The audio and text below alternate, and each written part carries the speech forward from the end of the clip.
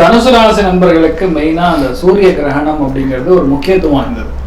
ஏன்னா பாக்யஸ்தானத்திலே போய் சூரிய கிரகணம் இருக்கு. பாக்கியம்னா லக்கு, கிரகணம் ஏற்படும்னா இப்ப லக்லயே ஒரு பிரச்சனை வரப்போகுதுன்னு அர்த்தம். லக்கு யார் மூலியமா வரும்? வீட்டுல பெரியவர்கள் மூலியமா வரும். வீட்டுல அம்மா அப்பா வந்து உங்களுக்கு சப்போர்ட் பண்றேன்னு சொல்லியிருப்பாங்க. ஏதோ ஒரு பணம் கொடுக்குறேன், நீங்க ஏதாவது வாங்கிக்கிங்க அப்படின்னு சொல்றாங்க. எக்ஸாம்பிள் சொல்றேன், ஏதாவது படிக்கிற பசங்க இருந்தாங்கன்னா கார் வாங்கி கொடுக்குறேன்னு சொல்லலாம்.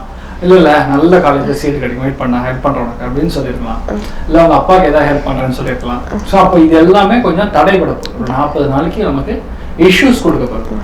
இப்ப ஆனா வெளிநாடு போறவங்க, வெளியூர் போறவங்க, ஃபிளைட்ல போறவங்க, பாஸ்போர்ட் அப்ளை பண்றவங்க, வேற நாட்டை சிட்டிசன்ஷிப் வாங்கணும்னு ட்ரை பண்ணக்கூடிய நபர்கள், வெளிநாட்டில் இருக்கிறவங்க, இவங்க எல்லாருமே கவனமா இருக்கணும். அதே மாதிரி தனுசு ராசியில் பிறந்திருக்கக்கூடிய கோவில் பூஜை செய்யறாங்க, கோவில் சம்பந்தப்பட்ட அறநிலையத்துறை சம்பந்தப்பட்ட இதுனா ஏதோ ஒரு சர்ச்சையில மாற்ற சான்ஸ் இருக்கு. அதனால கவர்மெண்ட் சம்பந்தப்பட்ட அதிகாரிகள் ரொம்ப கவனமா இருக்கணும். எம்பசியில் இருக்காங்கன்னா ஒரு சர்ச்சையில மாட்டுவாங்க. இல்ல ஏதோ ஒரு டிராவல் சம்பந்தப்பட்ட டெஸ்க்ல இருக்காங்கன்னா கண்டிப்பா அவங்க ஒரு ப்ராப்ளத்துல மாட்டலாம். இல்லைன்னா வேலையில பெரிய பிரச்சனை வரலாம். இல்லைன்னா அவங்களுடைய ஹெல்த்ல மெயினா பார்க்கணும் அப்படிங்கிறது உங்களுக்கு இடுப்பு புட்டம் ஆசன வாயு சம்பந்தப்பட்ட பகுதிகளில் பிரச்சனை ஏற்படலாம்.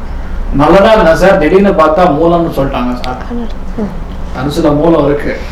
அதே மாதிரி நீங்களும் கொஞ்சம் ஹெல்த் பார்த்துக்கணும். அதே மாதிரி வீட்டுல பெரியவங்களோட ஹெல்த்ல மெயினா அப்பாவுடைய ஹெல்த், அப்பாவோட ஹெல்த்ல சர்வ ஜாகிரதையா இருக்கணும். சின்ன பிரச்சனைனாலும் உடனே ஹேண்டில் பண்றது தான் கரெக்ட்.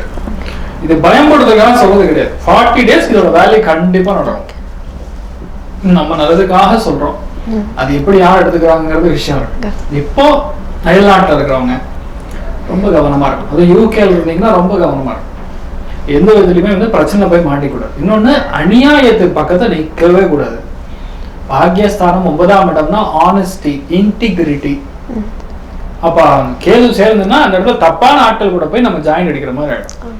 அப்ப லாஸ்ட் நம்ம மேல சர்ச்சை, யாரோ பண்ண குத்தம் நம்ம மேல வந்து விழுதுங்கிற மாதிரி ஆயிடும்.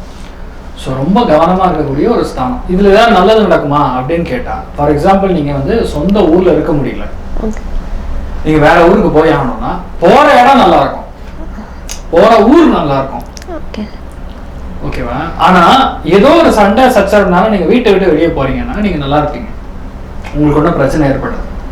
வேணும்னே பிரச்சனை பண்ணிட்டு போறீங்கன்னா கண்டிப்பா அது இஷ்யூ ஆகும். அதாவது சுச்சுவேஷன் உங்களுக்கு அப்படி கிரியேட் ஆகி நீங்க வெளியே போறீங்கன்னா உங்களுக்கு பிரச்சனை கிடையாது.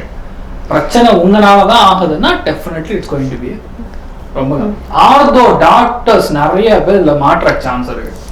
பிரச்சனை மாற்றக்கு, கேஸ்ல ஏதாவது மாற்றக்கு, வேற சமாச்சாரங்கள் ஏதாவது மாற்றக்கலாம் சான்ஸ் இருக்கு. ரொம்ப கவனமா இருக்கக்கூடிய ஒரு ஸ்தானம்.